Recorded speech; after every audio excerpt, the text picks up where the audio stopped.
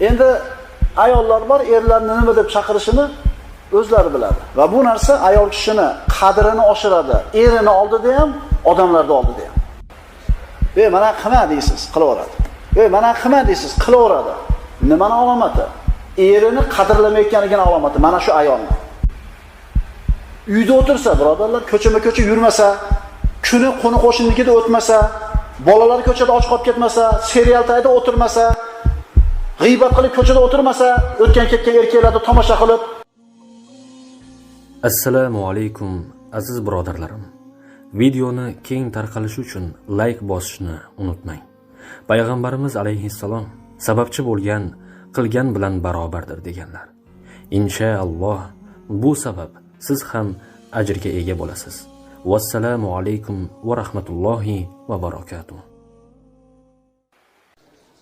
Bismillahirrahmanirrahim. Alhamdulillahi robbil alamin va aqibatu lil muttaqin. Wassalatu wassalamu ala sayyidina Muhammad sodiqil va'dil amin va ala alihi va ashabihi ajma'in. Amma ba'd, assalomu alaykum va rahmatullohi va barakatuh. Ko'p vaqtlarda xotinlar o'zlarining erlarini qadrlamaydi. Sababi doim yonida-da, doim yonida, qayerga ketadi. Qadr yo'q o'xshaydi. Ammo Hadicha onamiz, yana qaytarib aytaman, Rasulullohning xizmatiga bir odamni buyurib qo'yishi mumkin bo'lib turib, lekin xizmatida o'zi qoyim bo'lar edi. Hadicha onamiz Muhammad alayhisalomni yo Rasululloh deb chaqirar edi. Endi ayollar bor, erlarni nima deb chaqirishini o'zlari biladi. Yana ayrim ayollar bor. O'zi turibdi. Eri kelsa, bolasiga buyuradi. Bor, dadangga choydan bak. Bor, unday qilib ber. Bor, kiyimini olib qo'y. O'zi turibdi. O'zi xizmatini qilsa bo'ladi. Ammo nima deydi? Nima qilib qo'yganman deydi? Tug'ib qo'yganman deydi. Katta qilib qo'yganman deydi. Ayol kishi yoshi qancha bo'lishidan qat'iy nazar, o'zini kuyovining xizmatini qilishligi ayol kishining vazifasi. Va bu narsa ayol kishini qadrini oshiradi. Erini oldida ham, odamlarning oldida ham. Payg'ambarimiz sollallohu alayhi vasallam Hadicha onamizni maqomini quyidagi hadis bilan siz bilan bizga tushuntirib berdi. Ata Jibrilun Nabiy sallallohu alayhi vasallam faqol: "Ya Rasululloh, hadihi Hadicha qad atat ma'ha ina'un fihi idamun." Rasululloh sallallohu alayhi vasallamning oldiga Jabroil alayhisalom keldi. Kelib aytdiki: "Ya Rasululloh" dedi. "Ana Hadicha kelyapti" dedi. Qo'lida bir idish bor. Uning ichida taom yoki bir sharob bor. U sizni oldingizga kelgan paytda Hadijaga Robbisidan salom ayting. Mendan salom ayting. Va jannatdagi ichi g'ovak marvaratdan qurilgan, unda na shovqin, na mashaqqat bo'lmagan bir uy bashoratini bering, dedi Jabroil alayhissalom. Hadicha onamizga Alloh subhanahu va taolo salom yubordi. Alloh salom aytdi, birodarlar, fikr qilib ko'ringlar-da. Allohumma antas salam va minkas salam. Jabroil salom aytdi. Jabroil amin, Jibril amin salom aytdi. Va Hadicha onamizga bir ichi g'ovak bo'lgan katta gavhar toshli ichida jannat borligi, qasr borligi bashorati berildi. Bu qanday manzilat? Bu faqat Hadicha onamizga berilgan bashorat. Boshqa hech qaysi ayolga bunday bashorat berilgan emas. Hadicha onamiz roziyallohu anha Rasulullohning roziligiga doim harakat qilar edi. Rasulullohni nima xursand qilsa, shunga xursand bo'lardi. Rasululloh nimadan norozi bo'lsa, bundan norozi bo'ladi va mana shu ishdan uzoq bo'lardi. Mana qilma deysiz, qilaveradi. Mana qilma deysiz, qilaveradi. Nimani alomati? Erini qadrlamayotganligini alomati mana shu ayolni. Chunki yana qaytarib aytamiz, ayol kishini Allohning farzlarini qilgandan keyingi birinchi ishi erini xizmati edi. Agar bir kishi Allohning bandalarini xizmatida tursa, ularni xizmatlarini ijtihod bilan bajarsa, Alloh taolo shu bandasini yaxshi ko'radi. Payg'ambarimiz aytadilar: "Man naffasa an mu'minin kurbatan min kurabi dunya, naffasallohu anhu kurbatan min kurabil yawmil qiyamah." Bu hadis Imom Muslimdan rivoyat qilinadi. Abu Hurayra roziyallohu anhudan. Payg'ambarimiz aytadilar, kim bir mo'mindan dunyo g'am tashvishlaridan bittasini, birontasini ketkizsa, Alloh taolo bu bandani qiyomat kungi tashvishlardan bittasini ketkazadi. So'rang o'zingizdan, nechta mo'minga foydasi tegdi? Mashinangizni olib borib qo'ydingiz. O'sha 200 so'm pul kerak deb berib qo'ydingiz. Yoki ishora qilib qo'ydingiz, falon joyga borsangiz mana qanaqa narsa bor deb. Kim bir musulmonni bitta mushkulasini shu dunyoda hal qilib qo'ysa, Alloh bu bandani qiyomat kuni bitta mushkulasini hal qiladi. Qarzdor odam bor, yordamga muhtoj bo'lgan odam bor. Yordaming tegdi, foydang tegdi. Xursand bo'l birodar. Chunki Robbing sendan rozi bo'ldi mana shu ishingdan. Iza aradallohu bi abdin khayran sayyara hawaijan nasi ilayhi. Anas roziyallohu anhudan Jami' Sag'irdan. Hadis qarang. Agar Alloh taolo bir bandaga yaxshilikni ravo ko'rgan bo'lsa, odamlarning hojatlarini unga ro'baro qilib qo'yadi. Odamlarning hojatini ravo qiladigan qilib qo'yadi bir bandani, agar Alloh uni yaxshi ko'rgan bo'lsa. Shunday odamlar bor, hech kimga foydasi yo'q. Na mahallasiga, na qo'shnisiga, na oshna-og'anisiga, na qarindoshiga. Faqat o'zi uchun yashaydi. Payg'ambarimiz sollallohu alayhi vasallam aytadilar, mana shu mavzuda yana albatta odamlar orasida yaxshilikni ochadigan, yomonlikni berkitadigan odamlar bor. Yana shunaqalar borki, yomonlikni ochadigan, yaxshilikni bekitadigan odamlar bor. Yaxshilik kalitlarini qo'liga berib qo'ygan kishiga tubo jannati bo'lsin. Yomonlik kalitlarini qo'liga berilgan kishilarga vayl bo'lsin deb payg'ambarimiz. Qarangda, siz hayotda yaxshi ishlarda amalga oshishiga xizmat qilyapsizmi? Yoki odamlarga yomonlik yetadigan ishlarni qilishlikami? Biroda onasi vafot etdi, janozasiga bordik. Ko'mib bo'lgandan keyin 80 dan o'tib qolgan otasi yig'ilib turib aytayapti. Shu xotin bilan falon yil turmush qurdik, yashadik. Bir marta meni achchig'imga tekkan emas. Biron kecha xotinimdan g'azablanib uxlagan emasman. Ya'ni kimdir aytishi mumkin. Xotinim bilan yashayotganim yomonchi yil bo'ldi, biror kun janjal bo'lmagan kunimiz. Boyaga kampir onaga Allohning rahmati bo'lsin. Keyingi yashayotganlarga Alloh taoloning hidoyati bo'lsin, birodarlar. Payg'ambarimiz aytganlar, agar insonga sajda qilishligi mumkin bo'lganida, odam sajda qilishi mumkin bo'lganida, ayolni eriga sajda qilishlikka buyurar edim. Xotinni ustida erda haqlari ko'pligidan dedi.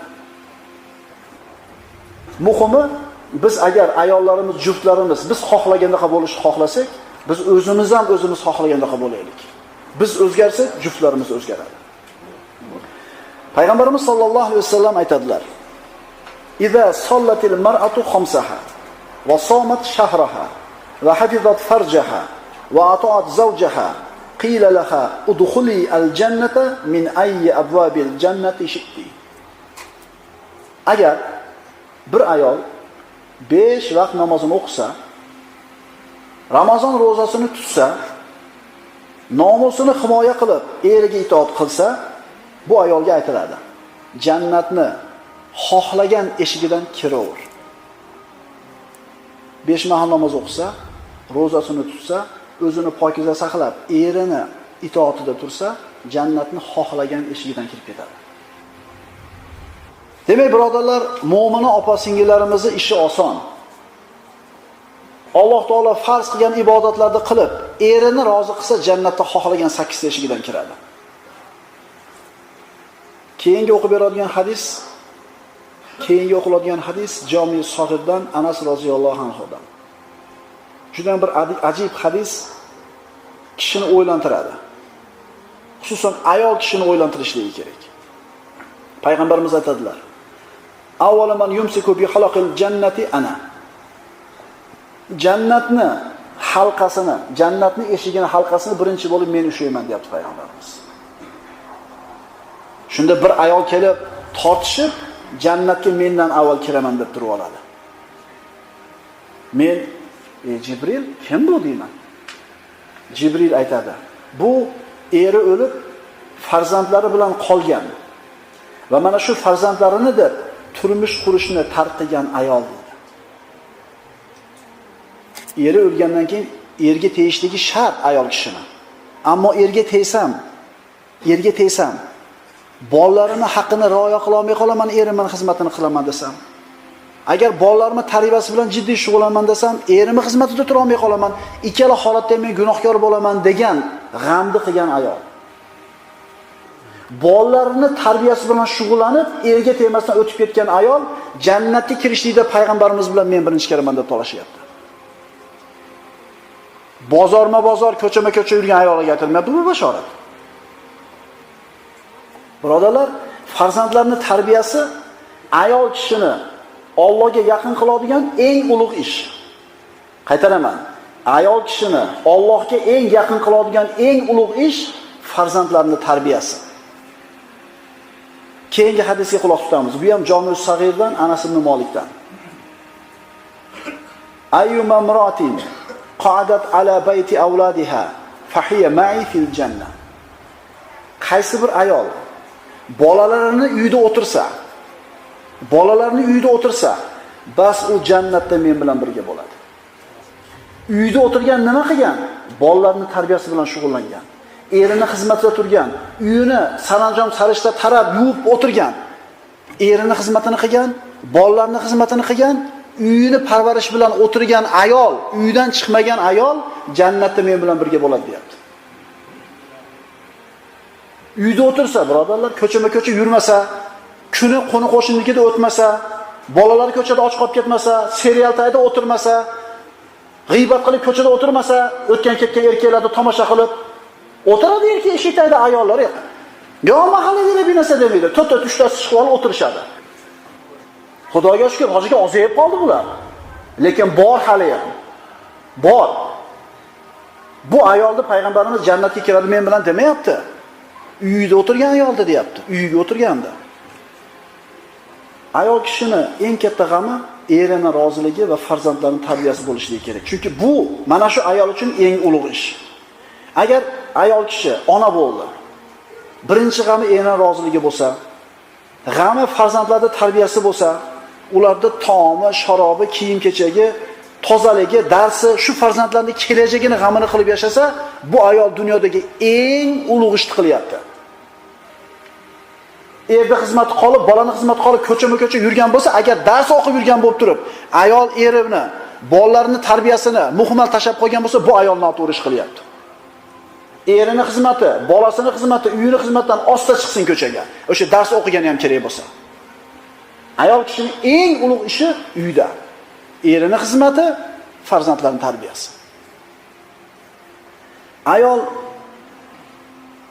mana shu eri bilan farzandining xizmatini chiroyli ado qilsa, mana shu holatda o'zining ishini zo'r oliy darajada bajarib turib vafot etadigan bo'lsa, to'g'ri jannatga ketadi.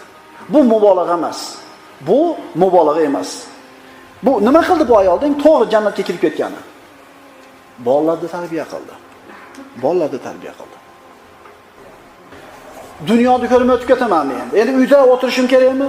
Uy, kir, eshikni yuv, uyni tozala, eshikni shupir, bolangga qarab, uni eringga qarab, uni qil, buni qil o'tib ketamanmi? Shumi? Deyishi mumkin qasdir bir ayol. Men ham odamlarga o'xshab ko'chada yuray, dunyo ko'rgim keladi. Yuraver. Payg'ambarimiz bashoratni uyda o'tirgan ayolga berdi. Ko'chama-ko'cha yurgan ayolga emas. Kimga o'xshamoqchisan? Ana shu g'arbdan, sharqdan senga hayotda qanaqa yashash kerakligini tushunchasini berar ekan, kofir g'ayri dinlarda tushunchasini yashamoqchimisan? Bashorat kimga berildi? Uyida 5 mahal namozini o'qib, Ramazon ro'zasini tutib, o'zini pokiza saqlab, eri va farzandlarining xizmatini qilib o'tirgan ayolga berildi. Ko'chama-ko'cha kezgan ayollarga emas. Bu degani ayollar mutlaq ko'chaga chiqish kerak emas degani emas, birodar. Ayol kishi ham odam ko'chaga chiqishlik kerak. Zarurat bo'lganda chiqsin. Bekardan bekar yuravermasin.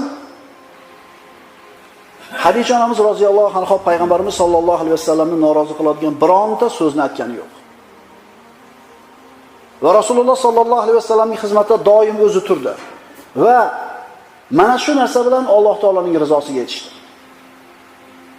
Payg'ambarimiz sollallohu alayhi vasallam aytganlaridek, dunyoning barchasi matohdir. Bu dunyo matosining eng afzali solih ayoldir. Payg'ambarimiz sollallohu alayhi vasallamning ayollarining makonati haqida Qur'onda oyatlar nozil bo'ldi. Payg'ambar alayhisolamning hayotini aytdik, nihoyatda bir faqirona edi. Yashagan uylarini ham mana kechagi darsimizda aytib o'tdik. Juda kichkina, past, tor edi. Rasulullohning ayollari ayrim sahobalarning uylariga borib kelganlaridan keyin haligi sahobalarning uylaridagi kengchilik, qulayliklarni ko'rib turib, uyga kelib payg'ambarimizga ozgina shikoyat qilishgan ekan. Qarangda, payg'ambarda ayollar ham chiqqandan keyin ko'rib kelyapti bu narsalarni. Ular nimani talab qilishdi payg'ambarimizdan? Ozgina nafaqalarni ko'paytirib berishini, ayrim qulayliklarni, kengroq uy, mazaliroq ovqatlarni ko'p narsa talab qilishmadi. Payg'ambarimiz bundan qattiq g'azablandilar. Bir oy ayollarga qaramay qo'ydi. Bir oy. Shunda Alloh taolo tomonidan oyatlar nozil bo'ldi. Astagfiru billah, ya nisa'an nabiy lastunna ka ahadin minan nisa. Ey payg'ambar ayollari, sizlar ayollardan birontasi kabi emasdirsizlar. Birorta ayolga sizlar o'xshamaysizlar. In kuntunna turidna al-hayata ad-dunya wa zinataha fata'alayna umatti'kunna wa usarrihkunna sarahan jamila. Ey Muhammad alayhisalom, ayting ayollaringizga. Agar sizlar dunyo hayotini va uning zeb va ziynatlarini istaydigan bo'lsangizlar, u holda kelinglar. Men sizlarni o'sha narsalardan bahramand etay va chiroyli kuzatish bilan kuzatay. Agar dunyo kerak bo'lsa, chiroyli qilib beraman, keyin javoblarni beraman. Va in kuntunna turidna Alloha va rasulahu wad-daral akhirata fa innalloha a'adda lil muhsinati minkunna ajran azima. Agar Allohni, uning payg'ambarini va oxirat diyorini istaydigan bo'lsangizlar, u holda shak shubhasiz Alloh sizlarning orangizdagi chiroyli amal qilguvchilar uchun ulug' mukofot, jannatni tayyorlab qo'ygandir. Bu ayollar payg'ambarimiz sollallohu alayhi vasallamning bu ayollari Hadicha onamiz vafotidan keyin uylangan ayollar edi. Bu ayollari dunyoda sal kengaytirib bering deyishgan, ammo Hadicha onamiz bu narsani so'ragan emas. Rasul aytadilar Oysha onamizdan: "A'zamun nisa'i barakatan aqalluhunna mahron." Ayollarning barakalirog'i, mahri ozrog'i. Boshqa hadisda aytadilar, Oysha onamizdan bu hadis ham: "A'zamun nisa'i barakatan aqalluhunna ma'unatan." Ayollarning barakalirog'i, talabi ozrog'i, kam chiqimrog'i, ko'p narsani eridan talab qilmaydiganrog'i. Payg'ambarimiz sollallohu alayhi vasallam nima uchun Hadicha onamizga mana shunday bir jannatdagi qasr bashoratini berdi? Hadicha onamiz qanday xonadon sohibasi edi? Musulmonlarga ibrat bo'ladigan eng oliy xonadonni sohibasi edi. Tartibli, toza, eri uchun rohatli, sabrli, ibodatli, inoyatli xonadon edi. Rasululloh bu xonadonga kirganda huzurlanadi, rohatlanadi. Mana shunday ayol, mana shunday bir xonadon sohibasi bo'lgan bu ayolga jannatdagi qasr bashorati berildi. Payg'ambar alayhisalom Hadicha onamizni hurmatini, haqqini o'zini o'rniga qo'ydi. Hadicha onamizning muhabbatiga muhabbat bilan, vafosiga vafo bilan javob berdi. Bu ayoliga hurmat yuzasidan birorta ayolda Hadicha onamiz ustiga uylangan emas. Bilasizlar, Payg'ambarimiz sollallohu alayhi vasallam Hadicha onamizga uylanganidan keyin 38 yil umr kechirgan. Mana shu 38 yil qolgan umrini 25 yilini bitta ayoli bilan o'tkazgan. Bu kamoli Hadicha onamizga bo'lgan payg'ambarimiz muhabbati va unga bo'lgan vafosi, hurmatidan edi. Hadicha onamizni ko'nglini rashq o'tida kuydirishni xohlamagan edi. Nechta ayolga uylangan bo'lsa payg'ambarimiz Hadicha onamizning vafotidan keyin uylangan. Va mana shu Hadicha onamizga bo'lgan muhabbatini Oysha onamizga ham bildirib qo'ygan payg'ambarimiz. Inni qad ruziqtu hubbaha. Albatta men, dedi payg'ambarimiz, uning muhabbati bilan rizqlanganman. Ya'ni Hadichaning muhabbati bilan rizqlanganman. Rizqlanganman dedi. Rizq deyapti, qarang. Ayoliga bo'lgan muhabbatini Allohdan berilgan rizq deb aytayapti payg'ambarimiz sollallohu alayhi vasallam. Agar bir erkak o'zini ayolini yaxshi ko'rsa, bu unga berilgan Allohning ne'mati.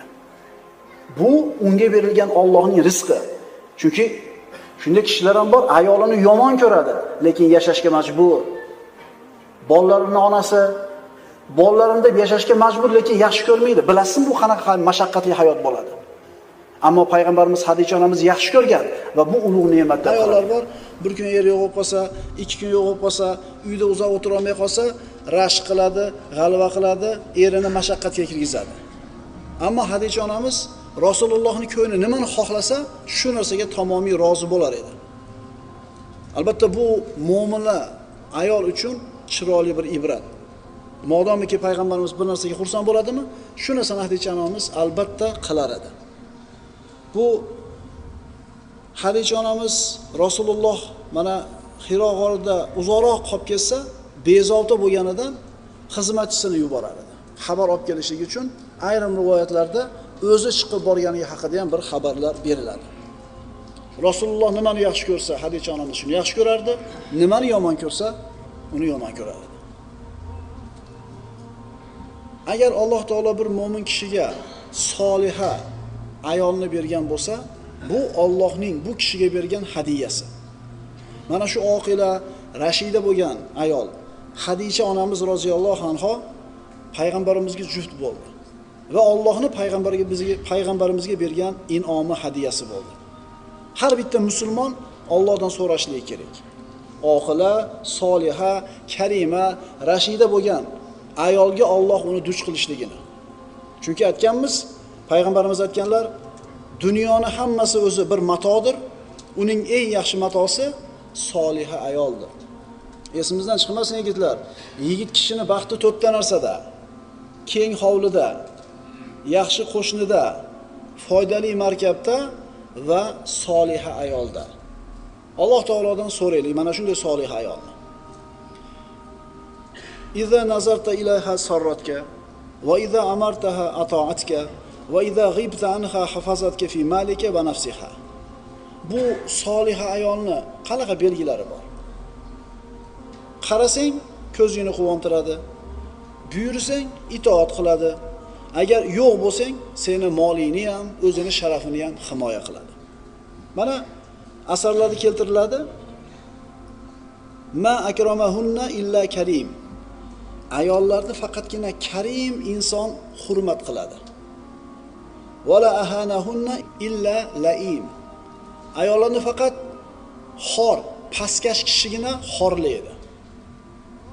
Chunki sendan zaifda, zaifligini ko'rib turib, quvvatliligini bilib turib, ustida hokim ekanligini bilib turib xorlayapsan ayolingni, demak sen laim, pastkash insonsan. Yaghlibna kulla karimin va yaghlibnahunna laim. Ular ayollar karim kishini yengib qo'yishadi doim. Endi laim, pastkash inson doim ayollarni yengadi. Nima degani?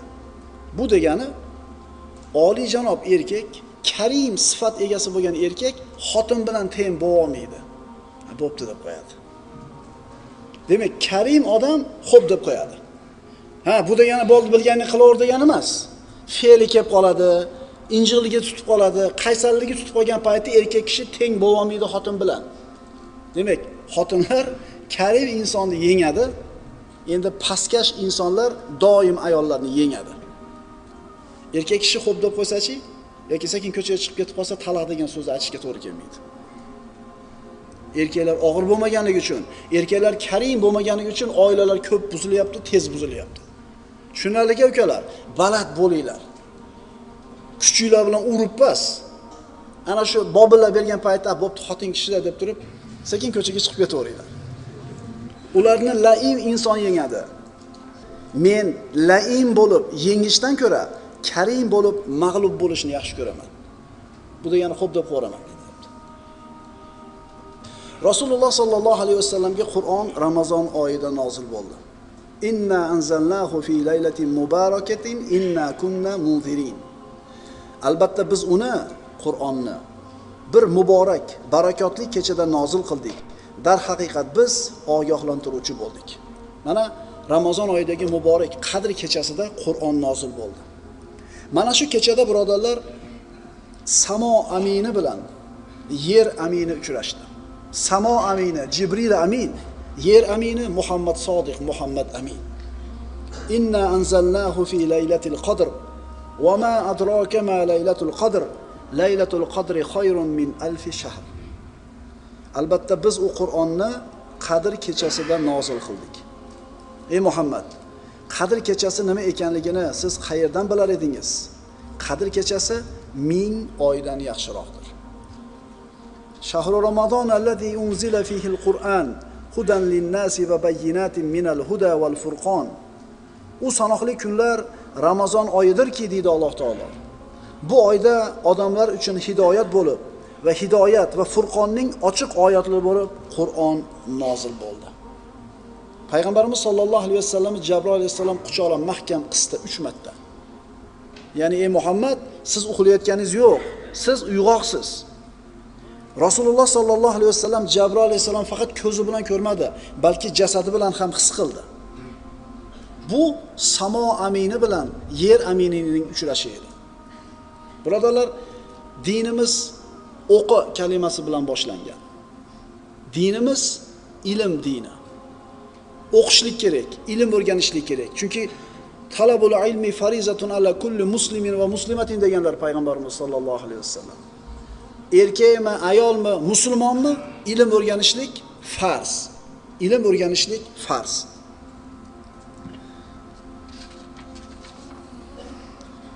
Hadicha onamiz roziyallohu anha ham hamma ayollardagi bir oddiy ayol edi. Mana o'tirib akalar 1,5 ming yildan keyin o'tiribmiz. Shu voqealar bo'lganidan keyin. Payg'ambarimizga turmushga chiqqaniga, vahiy tushganiga 1,5 ming yilga yaqin vaqt o'tdi. Mana shu masjidda yig'ilib o'tirib, siz bilan biz Hadicha onamizni eslab zikr qilyapmiz. Nima uchun? Nima uchun? Qilgan ishlari, mavqiflari uchun, ko'rsatgan qahramonliklari uchun. Millionlagan ayollar dunyoga kelib ketyapti. Yeyapti, ichyapti, uxlayapti, tug'yapti, bola katta qilyapti, o'tib ketyapti vaqti kelib. Kim eslayapti ularni? Biz ham vaqt soati kelib hammamiz ketamiz. Bizni kim eslaydi? Bizni nimamiz bilan eslaydi? Qilgan solih amalimiz bilan, qoldirib ketgan izimiz bilan.